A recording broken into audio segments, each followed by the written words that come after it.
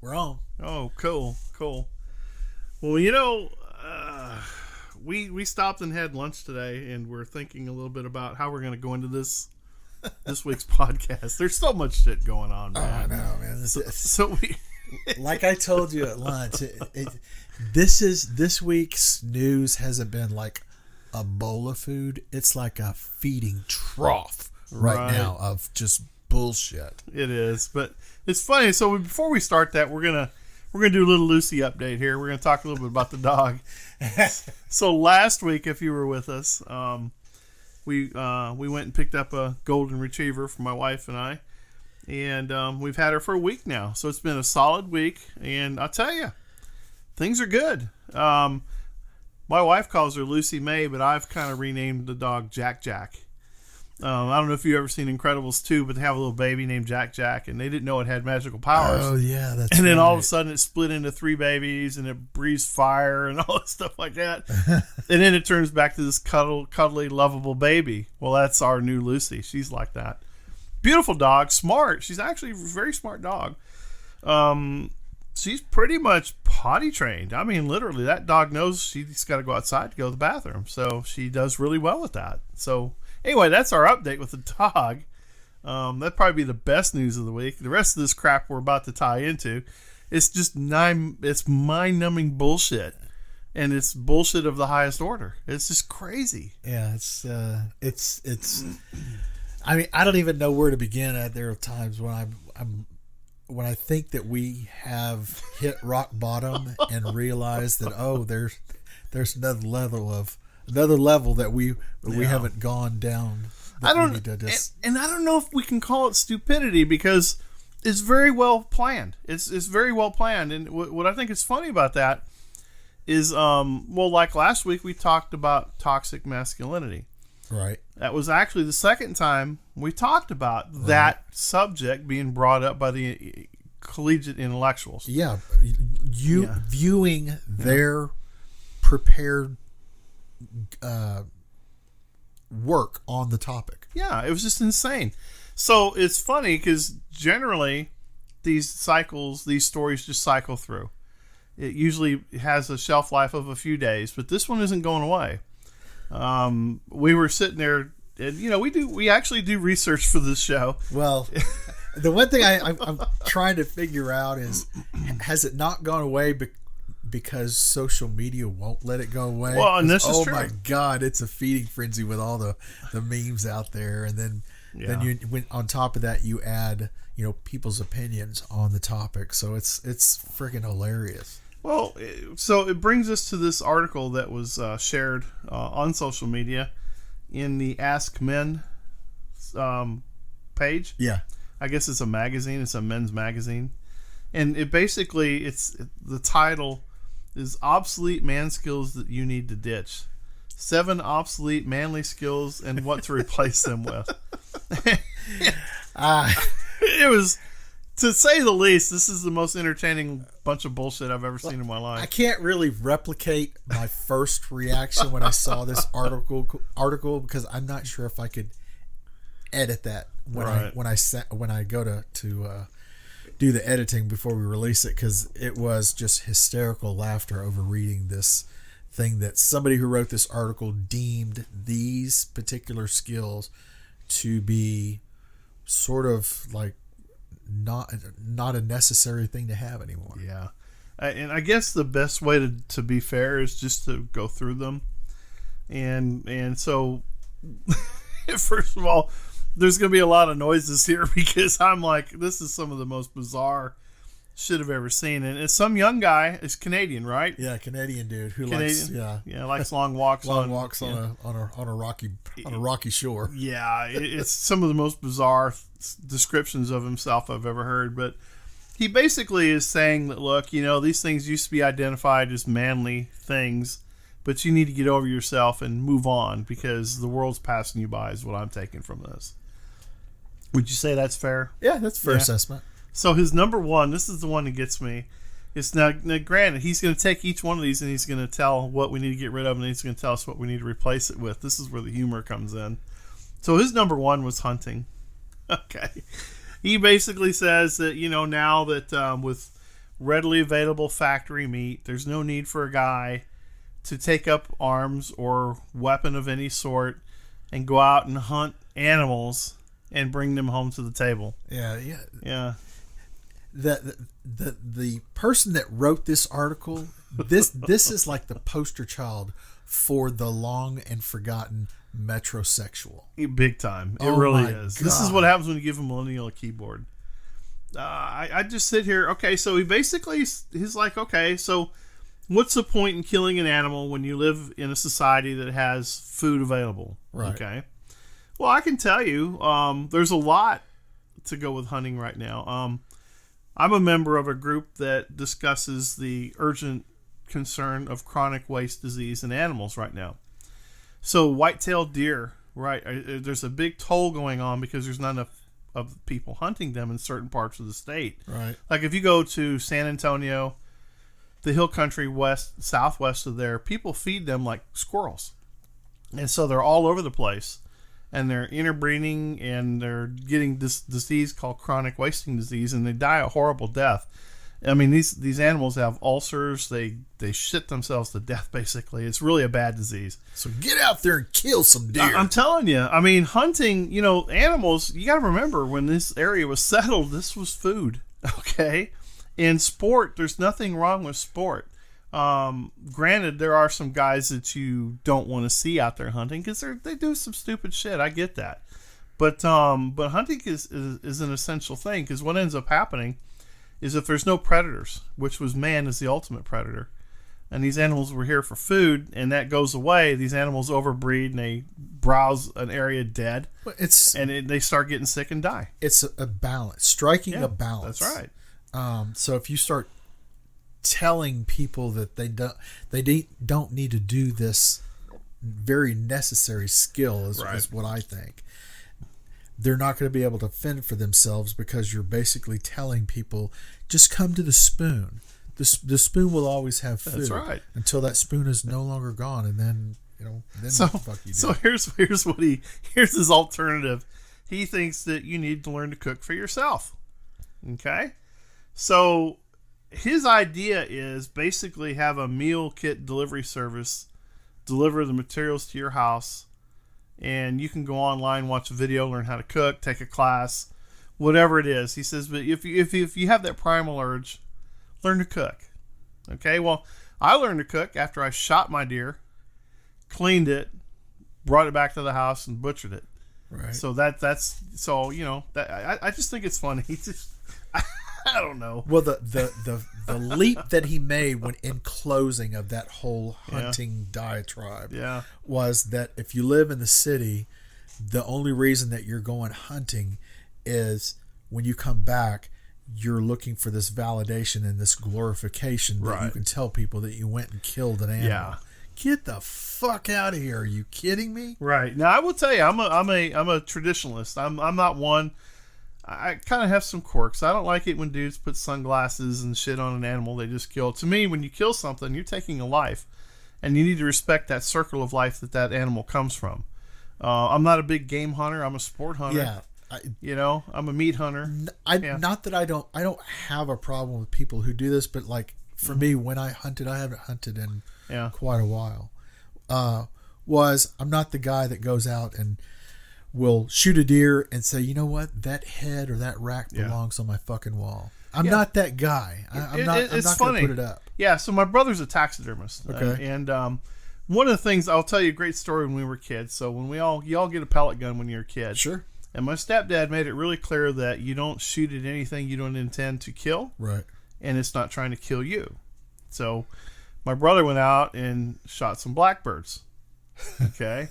So he comes home and he sees these blackbirds in the barn. How you going to cook them? Yeah, that's exactly what he did. He says, son, was that bird attacking you? And he goes, well, no, sir. He says, well, so then you plan on eating that bird, don't you? And he goes, what do you mean? He goes, well, I told you the rules. Uh-huh. If you're going to shoot something to kill it, it'll be trying to kill you or you're going to eat it. Right. So you're going to eat it. So he made him pluck those blackbirds, clean them and cook them. Yeah. So how exactly was that? Yeah, I don't know. We all left the house. We left him on his own. All I remember is he asked for a lot of ketchup. But what I think is funny is he's a taxidermist and he specializes in birds. He does ducks and pheasants and stuff like that. But going to the mount, to the rack. Now, I've shot quite a few deer, and I've got horns, but I don't have heads mounted. Right. I get it. I like the look. I mean, I like the lodge look. That's kind of cool. If that's what you want to do, if you shot a buck of a lifetime, by all means, cape it and do that. Right. One of the things we've always done is, like, I try to use 100% of whatever I shoot. So I would take the hides and I'd roll them up and freeze them and ship them to him, and he'd make hides out of them. And that's my position. I don't have a problem with people who do it. I'm just saying, because I don't care to have a head or a rack sitting on my wall. I really don't. See, I have horns, but I don't have the heads either. And then I like art, though, so I have a lot of wildlife art. But so I also took the tails and we sold them to guys for fly fishing. They make bucktail jigs out of them. I've seen that. Yeah. So, so we've used 100% of what we can use, and what we don't use goes back to nature. And what I mean by that is when you field dress an animal, the wildlife gets the benefit of that. Coyotes, whatever predators are coming through, they're going to get benefit of using that. Right. So, so we have that going for us. So anyway, going back to his cooking classes, YouTube videos. Okay, so that's his number one. Number two, fighting.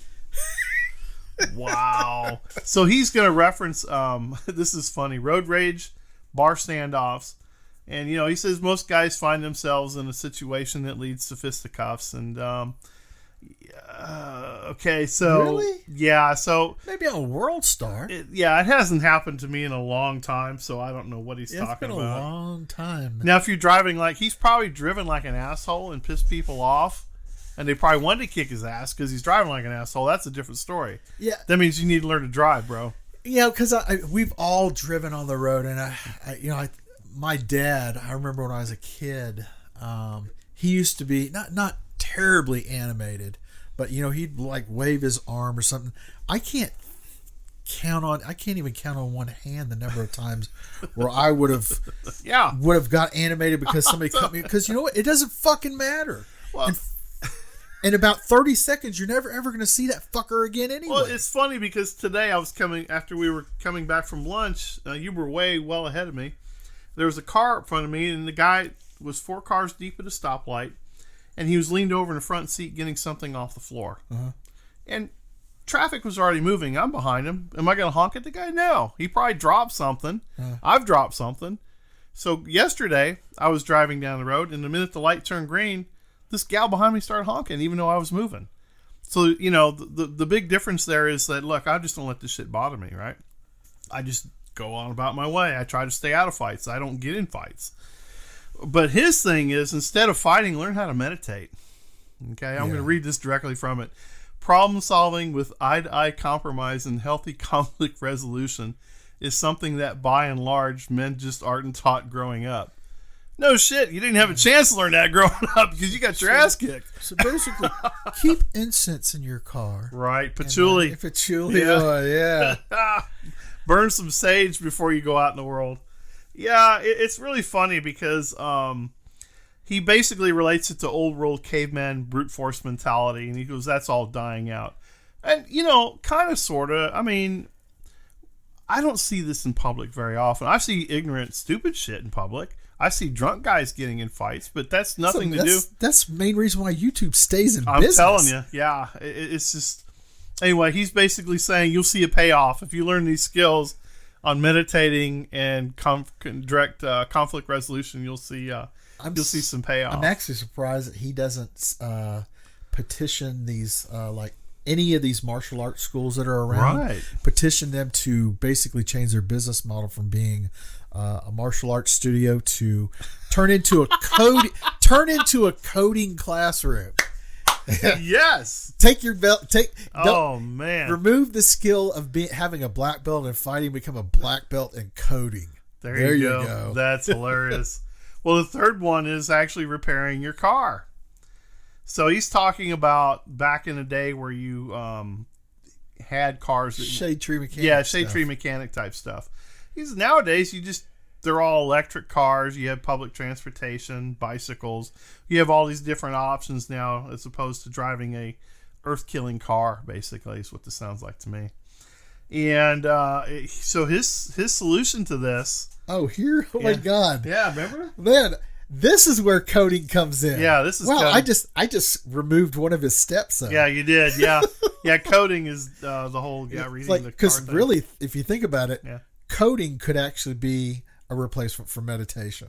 Because Could be. I don't know of anybody who can code in like a hectic environment. Well, like I said, these are just too hard to believe. So he basically says instead of learning how to fix your own car, just learn how to code. He says that modern cars now, you can go buy basically a code reader, plug it in your car, and it's all digital. Well, that's all fine and good until you go to a place and you pay $1,500 for a brake job or whatever they're going to charge you. Because can you really trust anywhere you go nowadays? It can be a little sketchy sometimes because, Yeah. I mean, now, I mean, what's to prevent a business from, I mean, you really don't know what's going on. No. So you're kind of taking them at their word and, for lack of a better expression, you're taking them at what they're saying as gospel. Right. So, now you have to, let's say, like you said, a $1,500 repair. Now you're about to plunk down $1,500 for them to perform a service that, let's say that you did a little bit of deep diving and found out that it was only really a $60 part. Right. So I have to read this through because talking about it doesn't cover how he puts it. He goes, there's a pretty good chance you spend more time online these days than driving, ideally not at the same time. But the average person probably has little idea on how the internet actually works, let alone how to build a website or an app. I have no idea what the fuck does that do with a car. Considering the way the economy is increasingly shifting towards digital, having at least a solid grounding on what makes the internet tick is a good general idea. Okay, so he's basically saying that use Amazon and use food delivery to your house. He's basically saying you don't have to leave your house. Yeah.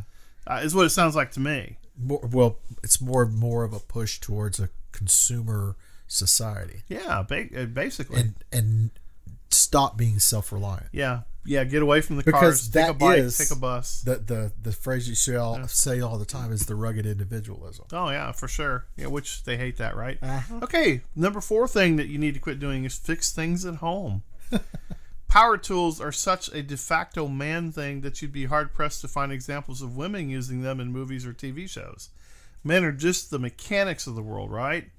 As watching the wrong TV shows. I'm telling you. As with car maintenance, however, the idea that a man owns his house and should therefore know how to take care of it is increasingly being outdated as a concept. Okay. So I see young people in my neighborhood that have homes and they don't know how to do anything. They literally, one of them, their garage door wouldn't open the other day. Well, and so I had to go help them open the garage door. Right. I pushed the button and nothing happens. What's wrong with my garage? So of course you go in there and you find that the battery in the remote control was dead. Yeah. Okay. Her battery in the remote was dead. So anyway, I helped her change the battery. But then I also said, look, sometimes other things happen to the door. So let me show you inside your garage. So you know that emergency release lever? Yeah. I said, so if you're ever in trouble and your remote doesn't work, just pull this lever. She was, oh, yeah, I didn't know how to. I just thought you always had to just push the button. I was like, no, there's other ways to get in this garage. It has a fail-safe. So you still need to know those things, right. Okay? And technology is not going to help you with that. His option was, instead of fixing your house, learn how to decorate. Yes, I do remember reading. Oh my God! I was like, really? So if it's broke, just cover it up. Is that what he's saying? Let's see. Let's see. It's sort of a running gag in contemporary culture that women put a lot of effort into decorating homes and filling them with the basic household necessities, while men sleep on a mattress, lying on the floor. Dude, I don't know where this dude's hanging out. I'm not sure where he's getting or pulling his examples from. Well, he goes, the average guy has a lot of catching up to do when it comes to interior design. It's not something women are innately better at. After all, it's something you can make serious strides by committing yourself to learning to do. Oh my God. Well, maybe it's just me. I mean, if I do something at my house, if somebody ever calls me on the phone and they say, "Hey, what are you doing?" I don't right off the bat say, well, I'm conducting some interior design. Those words don't exist in my vocabulary. I'm just doing shit around the house. That's what I'm doing. Yeah, that's some bizarre shit. Okay, number 5 thinks we need to ditch being leaders. Oh, here we go. For much of human history, patriarchal societies meant women were expected to stay at home and raise children, and men were expected to run everything else. Wow. That is crazy. Okay, yeah, it's been like that for a long time because that's just how society was. Yeah, I know. Evolved that way. I have 2 friends actually that their wives are very successful in their career field, and they're stay-at-home husbands. I envy the shit out of that. Right. Because they get to go do cool stuff with the kids. Right. And they get to hang out, and they don't have to put up with the traffic and all that stuff like that. So I don't know where this guy's coming from. So here's what he says: instead of being a leader, we need to learn to collaborate. Workplaces of the future are less likely reliant on men's top-down leadership and more dependent upon open communication between co-workers of all genders, all utilizing a lot of different people's skill sets. Rather than a bunch of guys competing to nail down a corner office, a healthy workspace is where ego takes a backseat to communal success. Okay, so I have all kinds of problems with that because that's not what's happening in the workplace today. Yeah, I was about to say that's not even close to what's happening. It's actually getting worse in the workplace. Yeah, the workplace, in a sense, is like where you went to school, your political affiliation, how you dress, how you look. It's worse now than it's ever been. He's talking about a utopian society. Yeah, this is crazy. I won't go so far as to say that there aren't real examples of this around. Right. There's not a whole lot of them. Well, they're not successful companies very long. That's what usually happens. Yeah. Because if they're true to their vision, they would not be competing with other people in their industry. They would be attempting to collaborate or try to coexist. And like I said last week, I'm all about keeping my fucking doors open. And if that means trying to figure out a way to close yours, then I'm going to figure out a way to do it. You have to make hard decisions in business, okay? You can't just be passive or lackadaisical about it. If you have somebody that's underperforming, identify it and coach them up. Right. If they're not coachable and they won't learn, then you have no other choice but to move them and replace them. Right. Especially if you're in a lean operation. So this guy is just crazy. I don't know where he's coming from. Yeah, his examples are... This is from a dude that sits and watches TV all day is all I can tell. No, he's walking on the rocky shore of the beach. Yeah. That's true, yeah. Because, I mean, honestly now, business is one of those things that's very true to your efforts. You're either making money or you're going into debt. And you have to answer to somebody at some point in time. If it's not the customer, it's the shareholder. If it's not the shareholder, it's the bank. And you're just, you're not going to survive. Anyway, this guy's crazy. Number 6, being a disciplinarian. Oh my God. For a long time, the most important aspect of being a father was simply providing for your family, and second, perhaps, was molding your sons into men.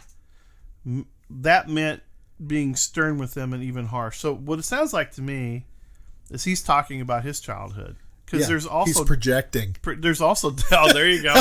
There's also daughters in the household. He's left those completely out. Right.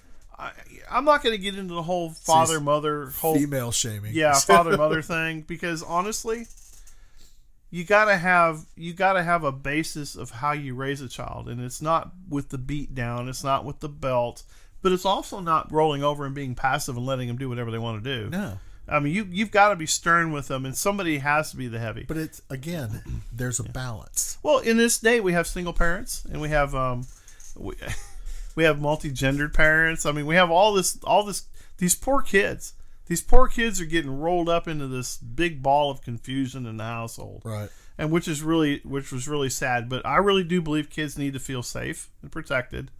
They need to feel loved, and they also need to feel like my efforts are getting me somewhere in this household, not just a great beat down. Well, understanding consequences. Sure. So, hey, if I work hard in the right things, I'm going to get something. I'm going to get something, and it's going to benefit me in the future. You know, whether it's immediate, long range, who knows? Right.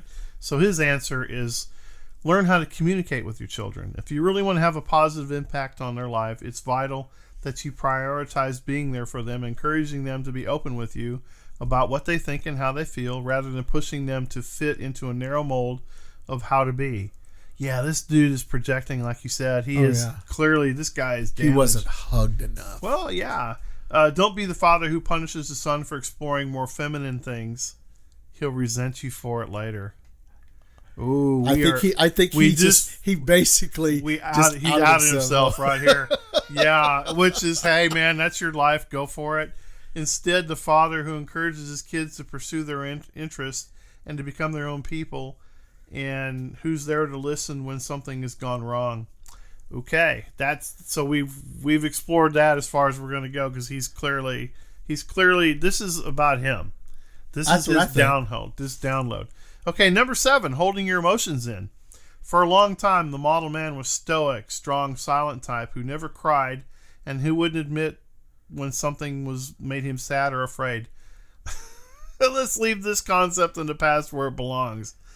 Okay, aside from just valuing communications, kindness, and empathy, this is a life and death issue. Men's inability to open up can cause them to struggle with forming friendships and meaningful bonds with other people, which science has linked to early male mortality rates. That being emotionally walled up is literally killing men. Well, now to run on a tangent here, this number 7 tells me a whole lot about. In the guy's bio, he says he dates a lot. Yeah.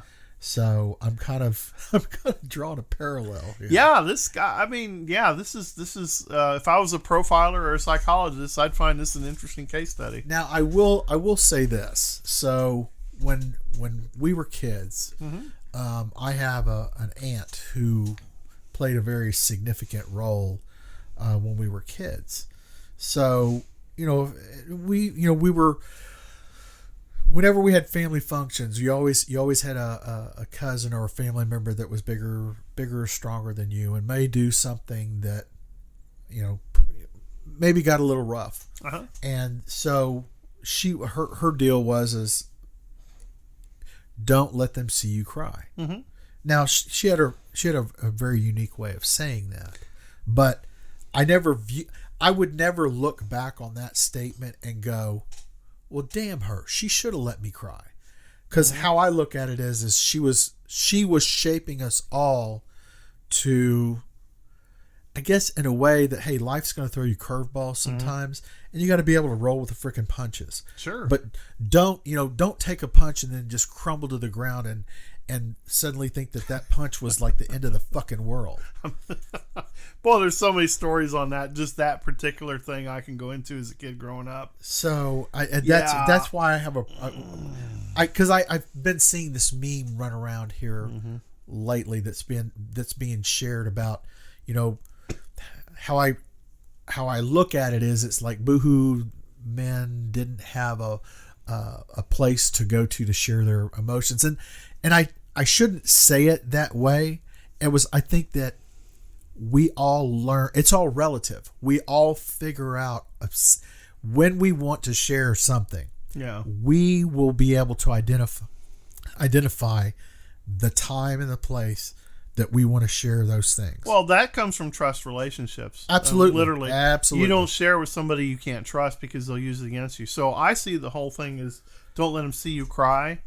Is part 1, don't give them the satisfaction that they hurt you, and 2, don't invite continual bullying. Yes, chink in the armor. Yeah, from the crying, bolster it up because it's really not as bad as it seems. Right. And either fight or get the hell away. Just like rub some dirt on it and get back in it. That's a character. That's called a character builder. So this world's cruel. Okay, it's literally a cruel world, and I'm not saying just from the bullying aspect, because back in the day when kids had disagreements, we had street fights in the alley. Remember that? You just go out and beat the shit out of a kid, or you get the shit beat out of you, and you just move on. Either way, you learn a lesson. But kids nowadays, they kind of escalated that. It's kind of pretty dangerous. I mean, when you see these gang bullying and all this stuff that goes on, the consequences are a lot higher. Consequences now have become a little bit more permanent. Yeah, and that's a society issue. That's not a masculinity issue. Right. that to me, as a matter of fact, is not enough masculinity, because I've told stories about where I grew up and how I grew up, and that shit wasn't tolerated. You had somebody picking on somebody, you had about 6 guys show up and literally show you what being a bully was all about, and then he quit picking on the guy. Right. That's just how it was. I think that what I think is funny about this whole number 7 here is that he's trying to equate it to the fact that, look, you're going to die young because you harbor anger. Okay? And I'm like, dude, you know, speaking it, sometimes have you ever just been angry and spoke something and you wish you can take it back because it really wasn't what was the problem? It was just an immediate response. Sure. So that's what I think. Knee-jerk reaction. Yeah, a little knee-jerk reaction. So, yeah, this, like I said, more stories about who this guy is. So his option is, we'll learn how to talk about your feelings. Okay, as a man, there might not be any single more important skill to pursue than emotional maturity. I wouldn't disagree with that. No. I think emotional maturity is an important thing, because a lot of times you can look at a fool for what he is, right? Right. So, first of all, I've also been in the position where I can, like, kick your ass 5 ways from Sunday, but I'm not going to because I feel sorry for you. Right. Okay, you know, just he'll go away eventually. Okay, understanding what you're feeling, why you're feeling it, and how to handle that feeling is something that few men are taught growing up. And it's hard to overstate the negative impacts the absence of that skill can pose. If you have the means to, consider going into therapy. Oh my God. This is like an advertisement for the APA. I'm looking for pharma ads at the bottom of it. Okay, let's see. Even if you don't feel like you're struggling and haven't been diagnosed with any mental health issues, therapy is a proven effective way to work through problems that have been plaguing you and become a happier, healthier version of yourself. Just take a moment to just reflect on that.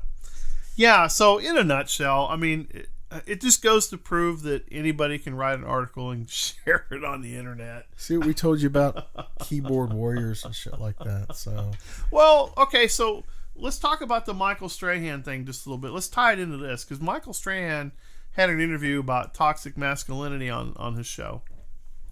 And he had on a pretty good psychologist on this one. Right. And so when Michael was talking, he was talking from being a single father.